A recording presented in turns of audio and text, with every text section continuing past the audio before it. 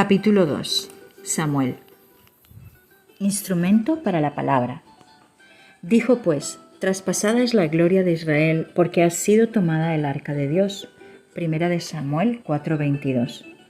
Cuando Salomón acabó de orar, descendió fuego de los cielos y consumió el holocausto y las víctimas, y la gloria de Jehová llenó la casa.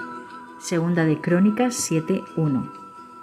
Estos dos versículos atrajeron nuestra atención ayer tarde y se dijo que entre estos dos eventos pasaron unos 140 años. En el primer caso, la Escritura nos refiere la partida de la gloria, día triste, el más desdichado para el pueblo.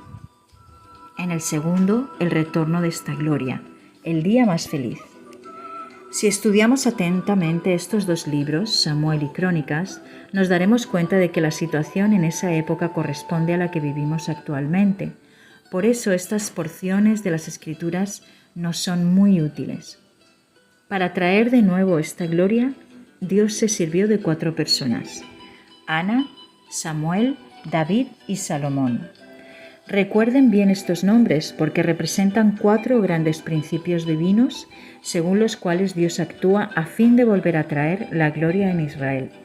Todo lo que Dios da o hace lo será de acuerdo con estos principios divinos. Él exige que sean respetados para que su propósito se realice. Aquí aprendemos cómo Dios actúa para hacernos sus colaboradores, compañeros y participantes en su obra. Es la primera gran lección. Él no solo quiere perdonar nuestros pecados, Él también quiere hacernos sus compañeros, sus colaboradores, sus amigos ligados a su obra. La mayoría de la gente se imagina que la salvación es recibir el perdón de los pecados, vivir después más o menos bien y más tarde tener un lugar en el cielo. Pero esto no es más que una ínfima parte de la gran salvación, porque tenemos una salvación muy grande. ¿Cómo escaparemos nosotros si descuidamos una salvación tan grande?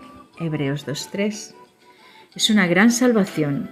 Nos hará falta toda la eternidad para descubrir su verdadera grandeza.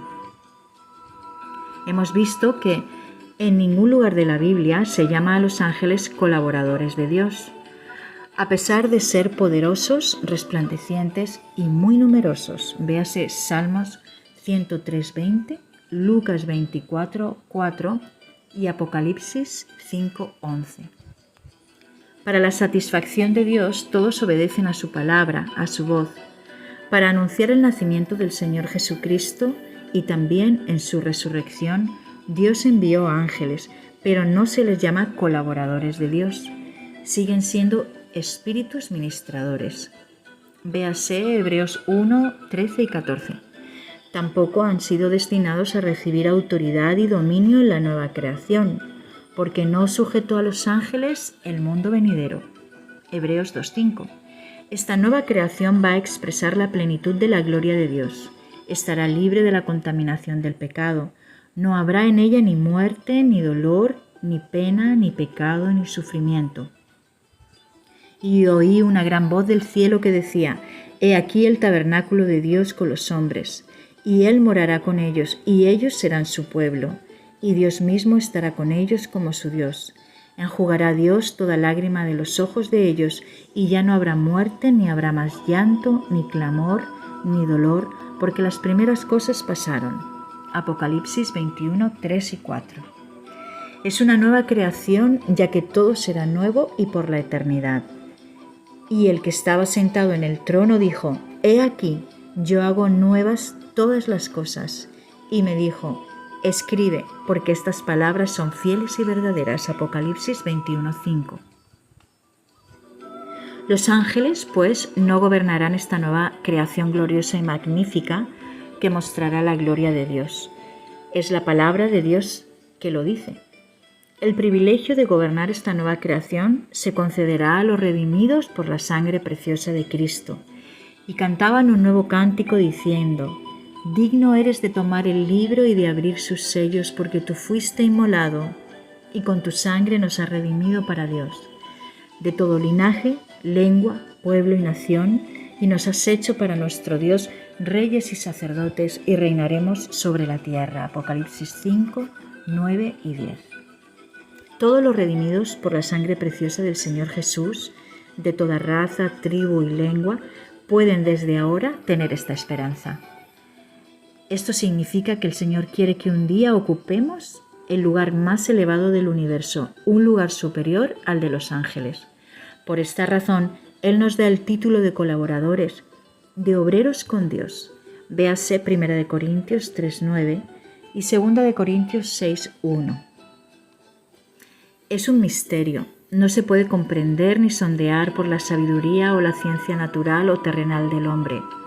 Por fe aceptamos simplemente lo que la palabra de Dios dice.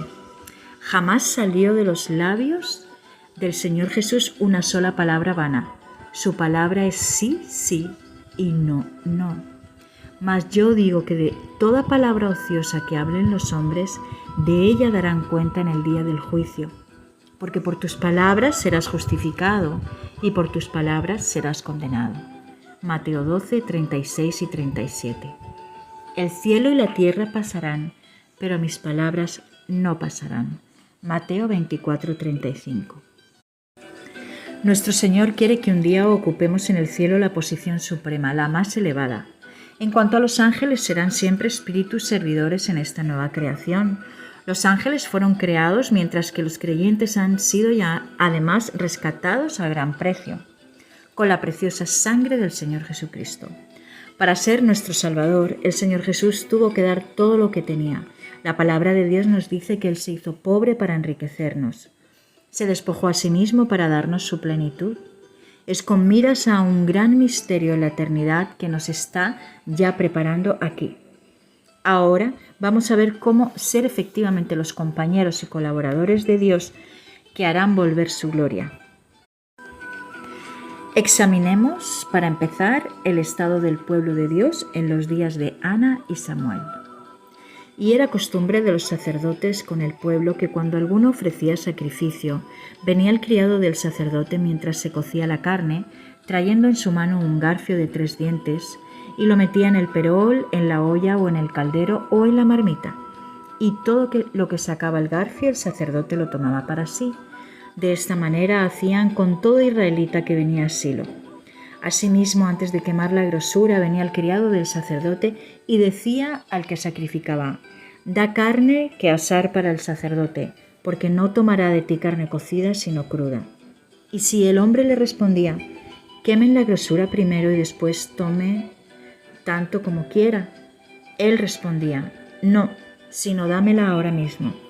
De otra manera yo la tomaré por la fuerza». Era pues muy grande delante de Jehová el pecado de los jóvenes, porque los hombres menospreciaban las ofrendas de Jehová. Y el joven Samuel ministraba en la presencia de Jehová vestido de un efod de lino. Y le hacía a su madre una túnica pequeña y se la traía cada año cuando subía con su marido para ofrecer el sacrificio acostumbrado. Y Elí bendijo a Elcana y a su mujer, diciendo: «Jehová te dé hijos de esta mujer, en lugar del que pidió a Jehová». Y se volvieron a su casa, y visitó Jehová a Ana, y ella concibió, y dio a luz 3 hijos y 2 hijas. Y el joven Samuel crecía delante de Jehová. Pero Elí era muy viejo, y oía de todo lo que sus hijos hacían con todo Israel, y cómo dormían con las mujeres que velaban a la puerta del tabernáculo de reunión. Y les dijo: «¿Por qué hacéis cosas semejantes? Porque yo oigo de todo este pueblo vuestros males procederes. No, hijos míos, porque no es buena fama la que yo oigo, pues hacéis pecar al pueblo de Jehová. Si pecare el hombre contra el hombre, los jueces le juzgarán, mas si alguno pecare contra Jehová, ¿quién rogará por él?». Pero ellos no oyeron la voz de su padre, porque Jehová había resuelto hacerlos morir. 1 Samuel 2, del 13 al 25. Tales eran las condiciones en aquella época. El pecado se había introducido en la casa de Dios. Los hijos de Elí robaban tomando para sí de los sacrificios que el pueblo ofrecía a Dios. Dios había instituido 7 fiestas que el pueblo debía celebrar. Véase Levíticos 23. Estas fiestas anunciaban los grandes acontecimientos que ocurrirían en la historia espiritual del pueblo. 1. La fiesta de la Pascua anunciaba la muerte y resurrección del Señor Jesucristo. 2. La fiesta de los panes y levadura nos muestra el deseo de Dios, que seamos librados completamente de la vieja naturaleza. 3. La fiesta de las primicias. Dios quiere hacernos entrar en la experiencia del poder de la resurrección que gobernará la nueva creación. 4. La fiesta del Pentecostés. Todas las naciones habían de ser unificadas. 5. La fiesta de las trompetas.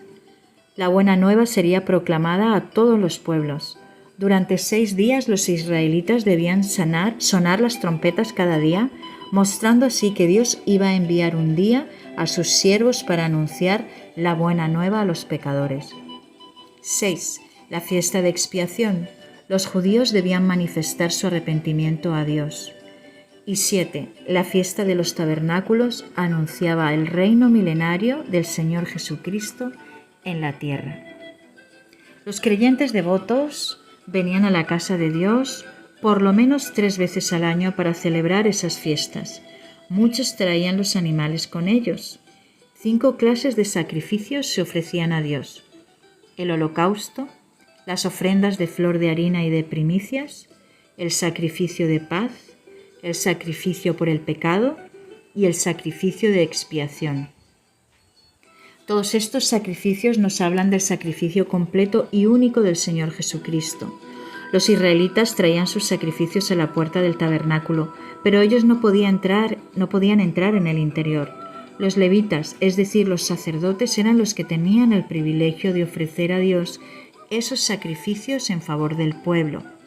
Y vemos aquí los criados de los hijos de Elí que iban de acá para allá con garfios de 3 dientes.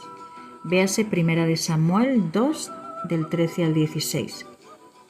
¡Qué iniquidad, qué pecado, qué falta de honradez en la casa de Dios! Los servidores, los sacerdotes de Dios, tenían por costumbre robar usando la violencia y cometían además otros pecados aborrecibles y execrables en la casa de Dios. Por eso se llamó Icabod al niño que dio a luz la mujer del sacerdote. Los israelitas piadosos venían a menudo de muy lejos para traer a Dios sus sacrificios. Luego los sacerdotes los ofrecían sobre el altar de Dios en favor de ellos. Lo que después quedaba de esos sacrificios estaba a la disposición de los sacerdotes para sus propias necesidades. Pero esos sacerdotes, los hijos de Elí, exigían primero los mejores trozos para ellos. Su pecado era muy grande delante de Dios. Sus criados iban y venían en el templo con unos garfios de 3 dientes para llevarse los pedazos de carne. Su deber era, en primer lugar, ofrecer a Dios, pero le robaban apropiándose por la fuerza de lo que el pueblo le ofrecía. Por esta razón se practicaba toda clase de pecado abominable en la casa de Dios. La palabra de Dios escaseaba en aquellos días. No había visión de parte de Dios, no había mensaje del cielo. Las tinieblas invadieron la casa de Dios. El joven Samuel ministraba a Jehová en presencia de Elí y la palabra de Jehová escaseaba en aquellos días. No había visión con frecuencia. 1 Samuel 3:1. Pero Elí era muy viejo y oía de todo lo que sus hijos hacían con todo Israel y cómo dormían con las mujeres que velaban a la puerta del tabernáculo de reunión. 1 Samuel 2:22. Hoy día hallamos este mismo estado de cosas en muchos lugares que llevan el nombre del Señor Jesucristo. Vemos por fuera grandes y magníficos edificios, todo parece perfecto y en orden. En el interior tenemos órganos, alfombras, mobiliario de calidad, pero en muchos sitios se puede decir que no hay sino rapiña y falta de honradez. Los que deberían dar a Dios lo que le corresponde, sirviéndole a Él ante todo, se mueven en los lugares de culto, trayendo en sus manos, como quien dice, un garfio de 3 dientes. Esos dientes nos hablan de el amor al poder, el amor al dinero, el amor a la fama. Así, en muchos países, esos servidores de Dios roban literalmente a Dios lo que le pertenece. En vez de servir al pueblo de Dios con amor y humildad, ejercen sobre ellos la autoridad, el dominio y el poder. Actúan como gobernadores, pero no los sirven en realidad. Nuestro Señor nos enseñó que, como servidores de Dios, debemos aprender a lavar los pies de sus hijos. El segundo diente es el amor al dinero. No están nunca satisfechos. Para tener más se recurre a la publicidad o a otros medios. Se sirve a Dios sobre todo por el dinero. Son servidores del dinero. El tercero es el amor a la fama. Se emplea cualquier procedimiento para aumentar el auditorio y gozar de más fama, popularidad y renombre. Hay pecados abominables en nuestras congregaciones o asambleas en todo el mundo, y en muchas reuniones se puede ver muy bien que la gloria se ha ido. Icabod. La palabra de Dios escasea. Los creyentes oyen solo historias bonitas y hasta chascarrillos para entretenerles. Entran en la casa de Dios con hambre y salen con hambre. Los predicadores dependen de toda clase de libros para preparar sus sermones. Pocos se sirven en verdad de la Biblia. De ese modo adquieren dinero y poder. Por eso hallamos el pecado y la esterilidad en la casa de Dios. Pero Dios es tan misericordioso que anhela traer de nuevo esta gloria. Es la razón por la que Él utilizó estas 4 personas: Ana, Samuel, David y Salomón. Dios desea que usted y yo seamos efectivamente sus colaboradores y compañeros que trabajen con Él para el retorno de su gloria. En muchos lugares se ora por un despertar. Con eso se reconoce que algo no está bien. Oran para que Dios les visite, pero Dios guarda silencio. No confundan, por favor, un verdadero despertar con las grandes campañas que tienen lugar en otras partes. Esas grandes campañas no traerán nunca la gloria de Dios. Ellas serán de bendición muy pasajera.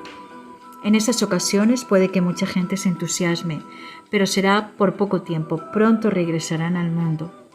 En 1939, de 1936 a 1941, tuvimos un despertamiento en la India. Habíamos orado noches enteras pidiendo a Dios que enviara un despertar. Nunca utilizamos métodos humanos para atraer a la gente. Vinieron gracias a la oración. Varias veces vimos descender fuego de Dios en las reuniones. Millares de personas nacieron de nuevo en esas campañas. Fueron regeneradas con lágrimas, con arrepentimiento profundo. Todas las cosas ponían en regla ante Dios y los hombres. Sin embargo, unos meses después, muchas de esas personas realmente nacidas de nuevo retrocedían. Durante esos 5 años vimos esta clase de despertar en 70 lugares. Era porque no habían sido traídas sobre una base sólida. Por eso esas campañas de evangelización no podrán nunca volver a traer la gloria. Cuando la presencia de Dios llene la casa de Dios, entonces volverá la gloria de Dios y se oirá la voz de Dios. Y cuando entraba Moisés en el tabernáculo de reunión para hablar con Dios, oía la voz que le hablaba de encima del propiciatorio que estaba sobre el arca del testimonio de entre los 2 querubines y hablaba con él. Números 7:89. Al acabarse la obra del tabernáculo, la gloria de Dios descendió y se oyó la voz de Dios de encima del propiciatorio entre los 2 querubines. Pero noten bien lo que se cumplió antes de que la gloria bajara y se oyera la voz de Dios. Así en el día primero del primer mes, en el segundo año, el tabernáculo fue erigido. Moisés hizo levantar el tabernáculo y asentó sus bases y colocó sus tablas y puso sus barras e hizo alzar sus columnas. Levantó la tienda sobre el tabernáculo y puso la sobrecubierta encima del mismo, como Jehová había mandado a Moisés. Y tomó el testimonio y lo puso dentro del arca, y colocó las varas en el arca, y encima el propiciatorio sobre el arca. Luego metió el arca en el tabernáculo, y puso el velo extendido, y ocultó el arca del testimonio, como Jehová había mandado a Moisés. Puso la mesa en el tabernáculo de reunión al lado norte de la cortina, fuera del velo, y sobre ella puso por orden los panes delante de Jehová, como Jehová había mandado a Moisés. Puso el candelero en el tabernáculo de reunión enfrente de la mesa, al lado sur de la cortina, y encendió las lámparas delante de Jehová, como Jehová había mandado a Moisés. Puso también el altar de oro en el tabernáculo de reunión delante del velo, y quemó sobre él incienso aromático, como Jehová había mandado a Moisés. Puso asimismo la cortina a la entrada del tabernáculo y colocó el altar del holocausto a la entrada del tabernáculo de reunión, y sacrificó sobre él ofrenda como Jehová había mandado a Moisés. Y puso la fuente entre el tabernáculo de reunión y el altar, y puso en ella agua para lavar. Y Moisés y Aarón y sus hijos lavaban en ella sus manos y sus pies. Cuando entraban en el tabernáculo de reunión y cuando se acercaban al altar se lavaban, como Jehová había mandado a Moisés. Finalmente erigió el atrio alrededor del tabernáculo y del altar, y puso la cortina a la entrada del atrio. Así acabó Moisés la obra. Entonces una nube cubrió el tabernáculo de reunión, y la gloria de Jehová llenó el tabernáculo. Y no podía Moisés entrar en el tabernáculo de reunión, porque la nube estaba sobre él y la gloria de Jehová lo llenaba. Y cuando la nube se alzaba del tabernáculo, los hijos de Israel se movían en todas sus jornadas. Pero si la nube no se alzaba, no se movían hasta el día en que ella se alzaba, porque la nube de Jehová estaba de día sobre el tabernáculo, y el fuego estaba de noche sobre él, a vista de toda la casa de Israel en todas sus jornadas. Éxodo 40, del 17 al 38. En este corto pasaje se repite 7 veces la expresión como Jehová había mandado a Moisés. Para cada detalle se especifica como Jehová había mandado a Moisés. Toda la construcción del tabernáculo se ejecutó escrupulosamente según Dios lo había revelado. Ni Moisés ni nadie se habría atrevido a cambiar nada. Por esta razón se repite 7 veces como Dios lo había mandado a Moisés. Es solo después que leemos y la gloria de Jehová llenó el tabernáculo. La nube estaba sobre el tabernáculo. Ella debía dirigirlos. Esta nube podía quedar sobre el tabernáculo un día, una semana, un mes o varios meses, pero cuando se alzaba ya por la mañana, ya por la noche, estuviesen comiendo o durmiendo, era para ellos la orden de ponerse en marcha. Al mandato de Jehová los hijos de Israel partían y al mandato de Jehová acampaban. Todos los días que la nube estaba sobre el tabernáculo permanecían acampados. Cuando la nube se detenía sobre el tabernáculo muchos días, entonces los hijos de Israel guardaban la ordenanza de Jehová y no partían. Y cuando la nube estaba sobre el tabernáculo pocos días, al mandato de Jehová acampaban y al mandato de Jehová partían. Y cuando la nube se detenía sobre la tarde hasta la mañana, y cuando a la mañana la nube se levantaba, ellos partían. O si había estado un día, o a la noche la nube se levantaba, entonces partían. O si 2 días, o un mes, o un año, mientras la nube se detenía sobre el tabernáculo, permaneciendo sobre él, los hijos de Israel seguían acampados y no se movían. Mas cuando ella se alzaba, ellos partían.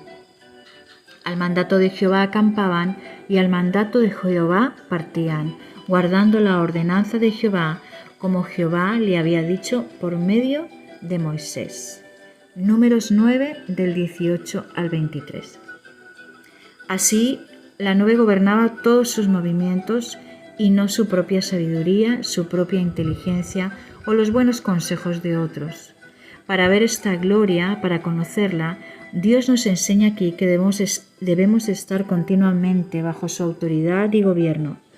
Lo que Moisés y el pueblo conocieron era figura y sombra de lo que más tarde se llevaría a cabo en la casa de Dios, los cuales sirven a lo que es figura y sombra de las cosas celestiales, como se le advirtió a Moisés cuando iba a erigir el tabernáculo diciendo: «Mira, haz todas las cosas conforme al modelo que se te ha mostrado en el monte». Hebreos 8:5.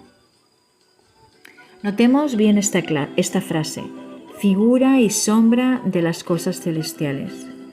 Del tiempo de Moisés esas cosas eran figura y sombra que anunciaban realidades espirituales, las que habrían de venir, que se realizarían en el tiempo del Señor Jesucristo.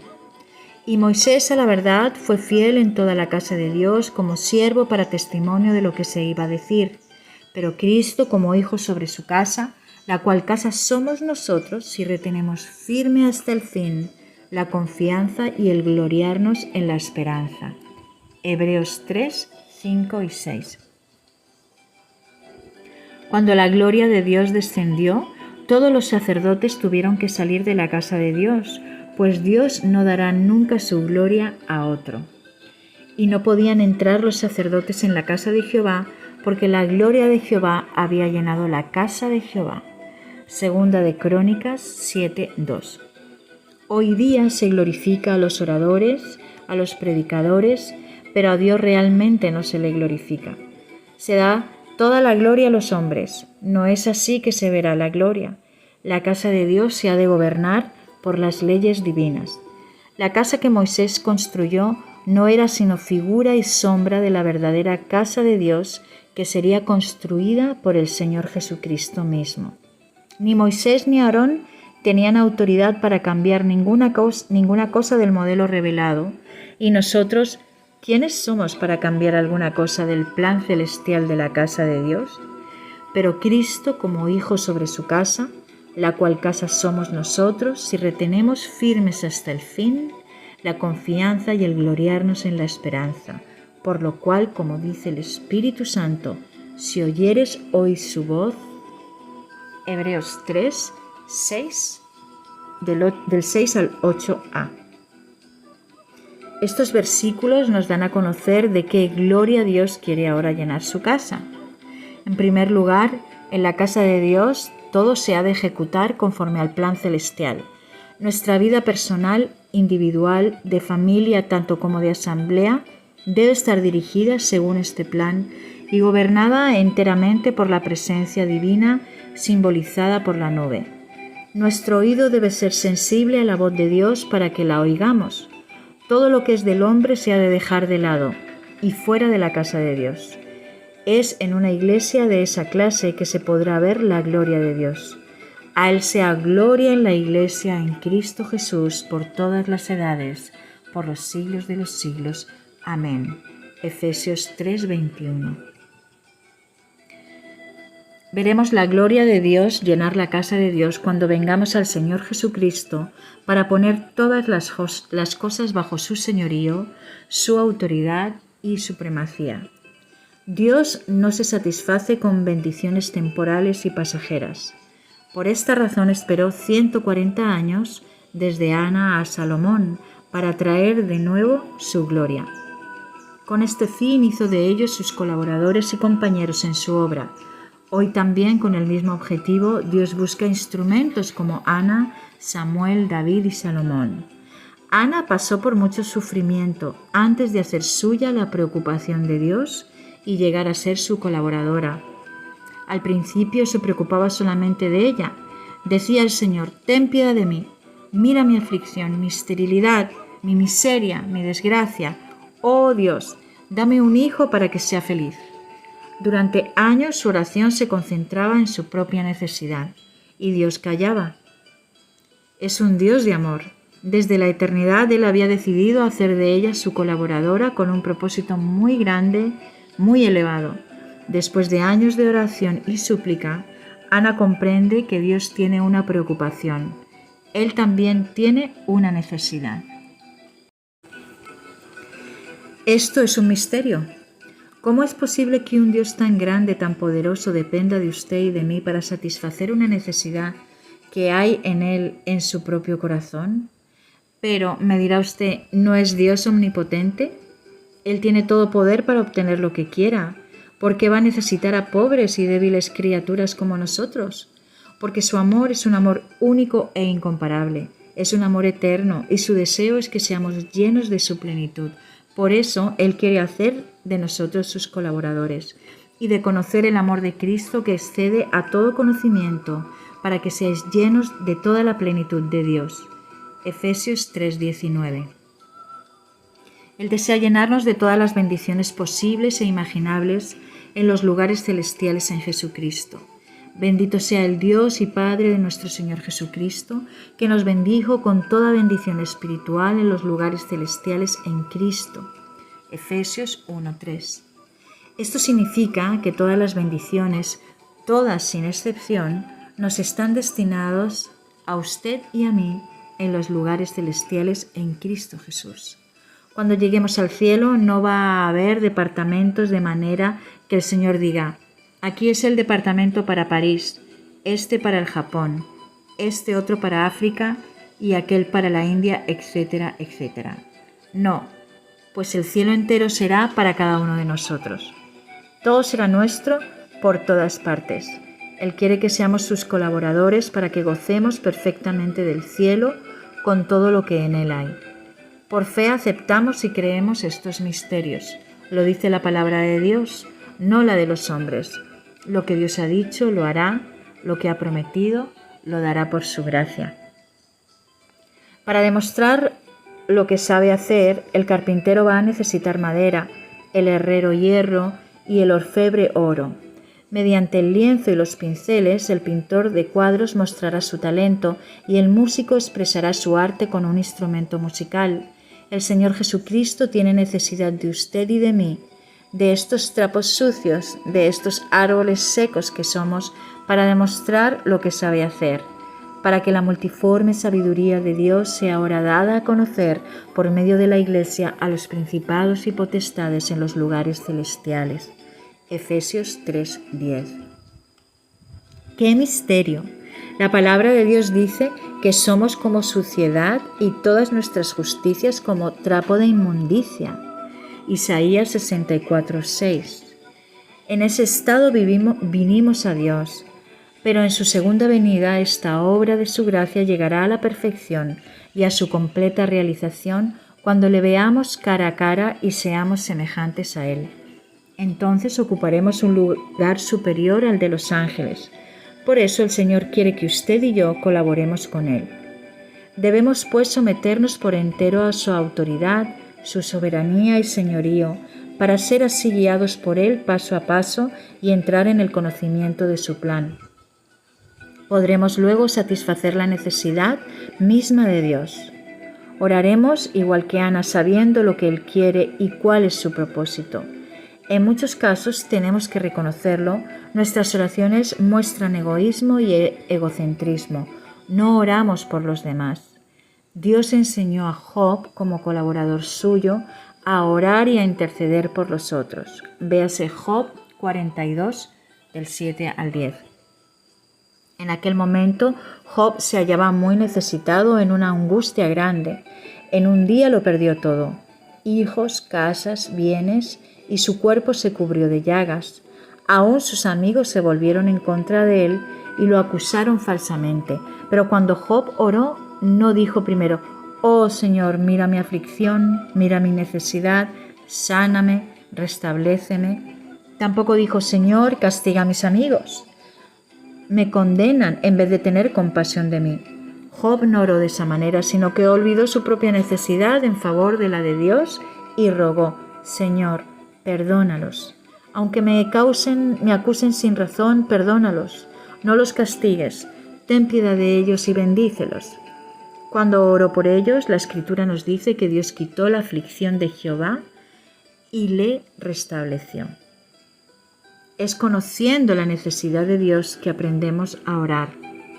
De esta manera Dios enseñó a Ana y le hizo ver lo elevada que sería su posición por su obediencia a Él. Él levanta del polvo al pobre y del muladar exalta al menesteroso para hacerle sentarse con príncipes y heredar un sitio de honor, porque de Jehová son las columnas de la tierra y Él afirmó sobre ellas el mundo. Primera de Samuel 2:8. Así oraba Ana. Cuando se puso a orar, decidida a satisfacer la necesidad de Dios, entonces Él le otorgó su petición. Y visitó Jehová a Ana, y ella concibió, y dio a luz 3 hijos y 2 hijas. Y el joven Samuel crecía delante de Jehová. Primera de Samuel 2:21. Al principio oraba diciendo: «Señor, ten piedad de mí, dame al menos un hijo». Ahora leemos que además de Samuel, Dios le dio 3 hijos y 2 hijas. Aún más, Samuel llegó a ser una fuente de bendición para todo el pueblo y las otras naciones. Y todo gracias a que Ana respondió a la necesidad de Dios, pues dijo: Señor, si me dieras hoy un hijo, será para Jehová todos los días de su vida. Puede que nuestra vida de oración sea pobre. Muchos oran por cosas pasajeras, cosas de este mundo. Pocos son los cristianos que oran con una carga por los intereses de Dios, por otras familias y países. Debemos orar pidiendo a Dios: Señor, muéstranos tu carga por la India, por el Japón, por África, Europa, etc. Haznos ver lo que deseas de nuestras vidas. Como colaboradores de Dios, oremos por otras familias y personas de otros lugares. El apóstol Pablo contaba mucho con las oraciones de los cristianos en su favor. Véase Romanos 15, del 30 al 32. Fue enseñado en las Escrituras por los mejores maestros de su tiempo, y el Señor mismo se le apareció. Sin embargo, no se apoyaba en las bendiciones pasadas para el ejercicio de su ministerio, pues sentía que necesitaba las oraciones de los creyentes. Sabía muy bien que, sostenido por la intercesión de ellos, podría destruir las obras del adversario. Por eso les rogaba que intercedieran por él. Para ser colaboradores de Dios en el retorno de su gloria, debemos primero aprender a orar. Hoy día no se oye mucho esta clase de oración en el mundo. A muchas personas les cuesta orar, lo hallan difícil. Son capaces de cantar o predicar durante horas, de recorrer kilómetros y hacer muchas cosas, pero no pueden orar con perseverancia. En nuestros días es una carga real de oración que necesitamos. Entonces Dios levantará hombres que, como Samuel, sean sus voceros, sus mensajeros, según leemos en los siguientes pasajes. Vino palabra de Jehová al sacerdote Ezequiel, hijo de Buzi, en la tierra de los caldeos junto al río Quebar. Vino allí sobre él la mano de Jehová. Ezequiel 1:3. Mas cuando yo te hubiere hablado, abriré tu boca y les dirás: así ha dicho Jehová el Señor. El que oye y oiga, y el que no quiera oír, no oiga, porque casa rebelde son. Ezequiel 3:27. Y extendió Jehová su mano y tocó su boca, y me dijo Jehová. Y tocó mi boca, y me dijo Jehová: he aquí he puesto mis palabras en tu boca. Mira que te he puesto en este día sobre naciones y sobre reinos, para arrancar y para destruir, para arruinar y para derribar, para edificar y para plantar. Jeremías 1, 9 y 10.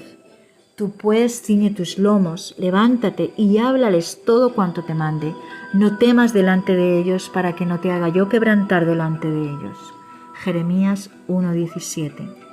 Y pelearán contra ti, pero no te vencerán, porque yo estoy contigo, dice Jehová, para librarte.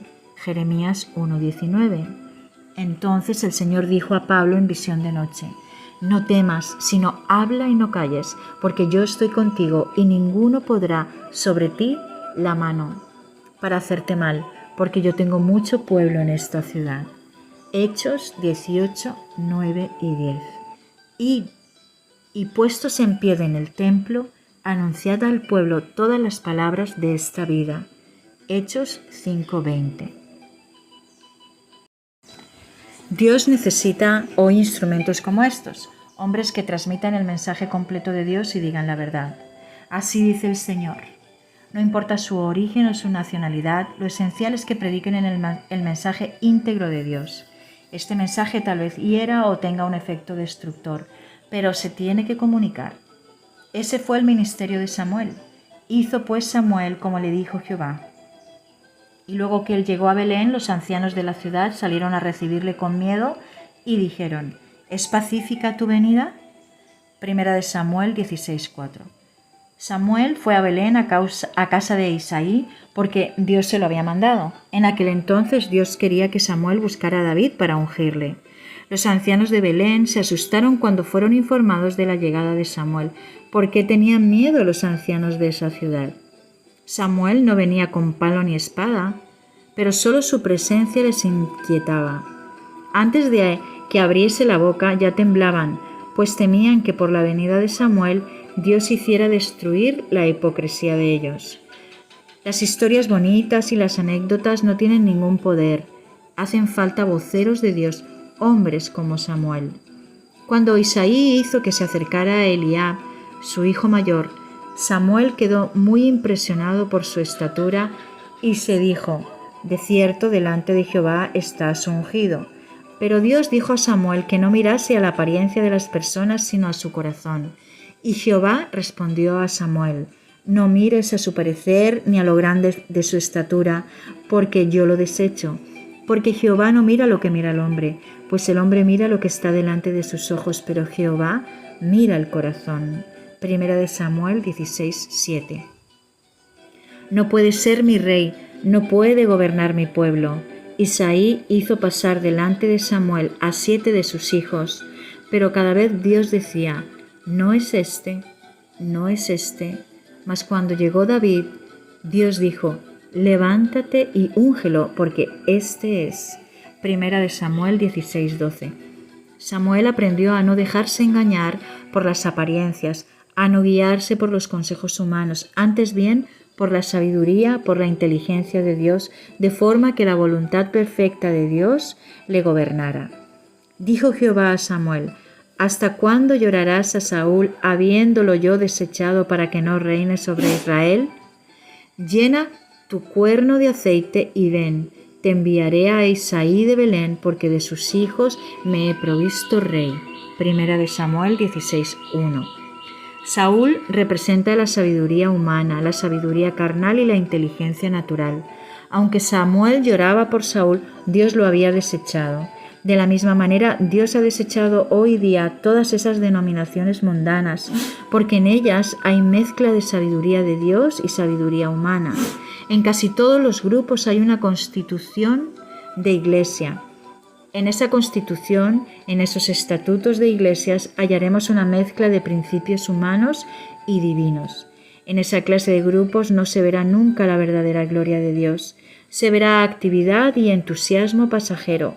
La gloria viene solo cuando se reconoce la autoridad de Dios sobre todas las cosas, cuando todos los detalles se ejecutan de conformidad con el plan divino, el plan celestial.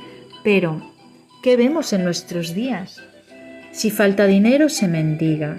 Para aumentar el número de miembros, inscribirán a personas que ni han nacido de nuevo. Para el cargo de anciano se escogerá con preferencia a gente rica, mundana e influyente. Se desprecia, se ignora por completo la palabra de Dios. Se prefiere la sabiduría humana a la de Dios. Y Dios dice: ¿hasta cuándo os lamentaréis sobre todas esas denominaciones, sobre todos esos grupos? Yo los he desechado. Se necesitan hombres como Samuel, profetas de Dios, voceros de Dios, que den el mensaje de Dios con imparcialidad y sin temor a nadie.